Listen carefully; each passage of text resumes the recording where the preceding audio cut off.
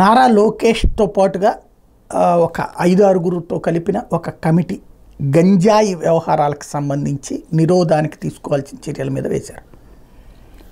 నేను ఈ వ్యవహారాలకు సంబంధించి సుదీర్ఘకాలం పాటు ఫీల్డ్లో అబ్జర్వ్ చేసిన విషయాన్ని ఇక్కడ చెప్పాలనుకుంటున్నా. ఫస్ట్ గంజాయికి సంబంధించి ఇప్పుడు ఎక్కువగా సఫర్ అవుతున్నటువంటిది స్కూళ్ళు కళాశాలల్లో ఉన్నటువంటి విద్యార్థుల దగ్గరికి చేరింది. కార్పొరేట్ ప్రైవేట్ విద్యా సంస్థలలో చదువుతున్న పిల్లలు కూడా వీటి బారిన పడుతున్నారు. కాబట్టి ఫస్ట్ ప్రతి పాఠశాలలో కూడా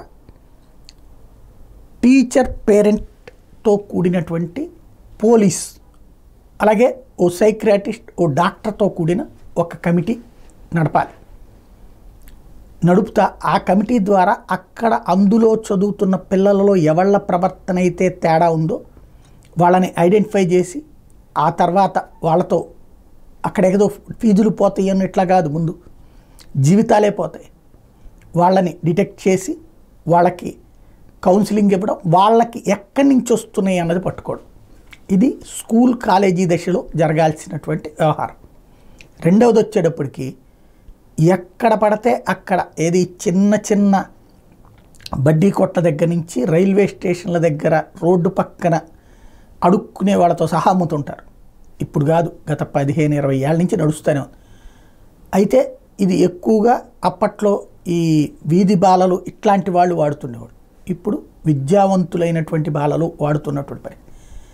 అది కంట్రోల్ చేయడం ఒక ఎత్తు. దానికి ఎక్కడికక్కడ స్పెషల్ బ్రాంచ్లు పనిచేయాలి. స్పెషల్ బ్రాంచ్ కానిస్టేబుళ్ళు అది ఐడెంటిఫై చేయగలరు. వాళ్ళకి ఒక మంచి ప్యాకేజీ ప్రకటించి ఎప్పటికప్పుడు పట్టుకోవడం. ఇది రెండవ దశ. మూడవది అన్నిటికంటే కీలకమైనటువంటిది గంజాయి తయారీకి కీలకమైనటువంటి ప్రదేశం అవుతున్నది ఏజెన్సీ ప్రాంతం. అక్కడ వేరే ఆదాయ వనరులు లేక ఈ పంటలు పండించేటటువంటి పరిస్థితిలో ఉన్నారు. వాళ్ళని అలాగ చేపిస్తున్నది ఓ రకమైనటువంటి మాఫియా. కోట్లు సంపాదిస్తున్నారు. అలాగే ఇది ట్రాన్స్పోర్టేషన్కి కూడా అక్కడి నుంచినే జరుగుతున్నటువంటిది.